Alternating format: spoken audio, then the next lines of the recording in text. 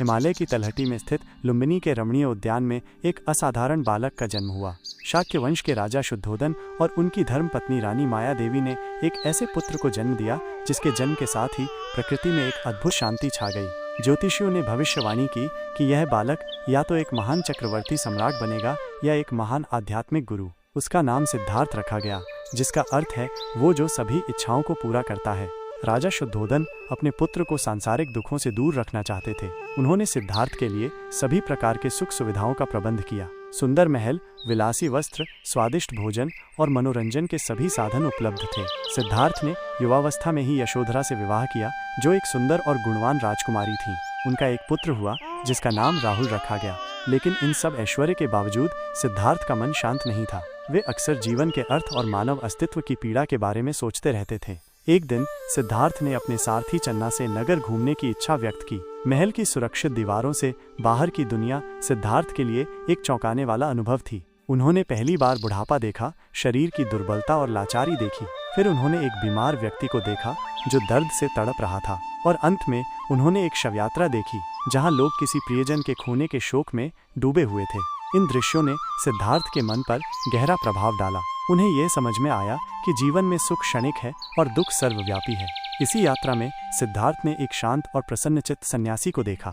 उस सन्यासी के चेहरे पर सांसारिक इच्छाओं से मुक्ति का तेज था। सिद्धार्थ ने उससे जीवन के दुखों से मुक्ति का मार्ग पूछा। सन्यासी के शब्दों ने सिद्धार्थ के मन में एक नई आशा जगाई। उन्हें यह एहसास हुआ कि दुखों से मुक्ति संभव है। सांसारिक दुखों का अंत खोजने की तीव्र इच्छा से प्रेरित होकर सिद्धार्थ ने एक रात सब कुछ त्यागने का दृढ़ निश्चय किया। अपनी सोती हुई पत्नी यशोधरा और अपने नवजात पुत्र राहुल को अंतिम बार देखकर वे चुपचाप महल से बाहर निकल गए। उनका यह महान त्याग महाभिनिष्क्रमण कहलाया। ये भोग विलास और सांसारिक बंधनों से मुक्ति की खोज में एक साहसिक कदम था। बोधगया में एक पीपल का पेड़ सिद्धार्थ ध्यान में लीन है। उनके चेहरे पर शांति और एकाग्रता है।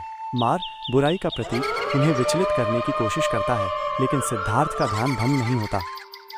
अंततः सिद्धार्थ बोधगया में एक पीपल के वृक्ष के नीचे ध्यान में बैठ गए। उन्होंने प्रतिज्ञा की कि जब तक उन्हें सत्य का ज्ञान प्राप्त नहीं हो जाता, वे इस आसन से नहीं उठेंगे।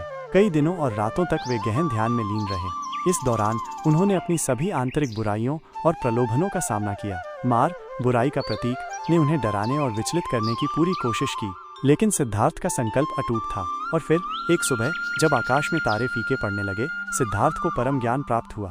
उन्होंने जीवन और मृत्यु के चक्र को समझ लिया, दुखों के कारण और उनसे मुक्ति के मार्ग को जान लिया।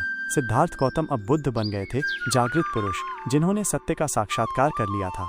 ज्ञान प्राप्ति के बाद बुद्ध ने अपना पहला उपदेश सारनाथ में अपने पहले 5 शिष्यों को दिया। उन्होंने 4 आर्य सत्य और अष्टांगिक मार्ग का उपदेश दिया, जो दुखों से मुक्ति का मार्ग है। उनके शब्द शांति, करुणा और सत्य से भरे हुए थे, और उन्होंने अपने शिष्यों के हृदयों को गहराई से छुआ।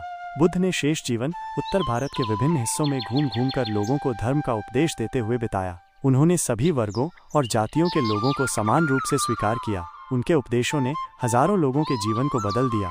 राजा और रंक, विद्वान और साधारण जन सभी उनके शिष्य बने। उन्होंने एक संघ की स्थापना की जहां भिक्षु और भिक्षुणियां उनके सिद्धांतों का पालन करते हुए जीवन यापन करते थे और उनके संदेश को फैलाते थे। 80 वर्ष की आयु में कुशीनगर में बुद्ध ने अपना नश्वर शरीर त्याग दिया और परिनिर्वाण को प्राप्त हुए, लेकिन उनके उपदेश आज भी जीवित हैं, शांति, करुणा और ज्ञान का मार्ग दिखाते हुए। उनकी शिक्षाएं आज भी दुनिया भर में करोड़ों लोगों के लिए प्रेरणा का स्रोत हैं। इस प्रकार एक राजकुमार से बुद्ध बने जिन्होंने मानवता को दुख से मुक्ति का शाश्वत मार्ग दिखाया। उनका जीवन त्याग, करुणा और ज्ञान का एक अद्वितीय उदाहरण है।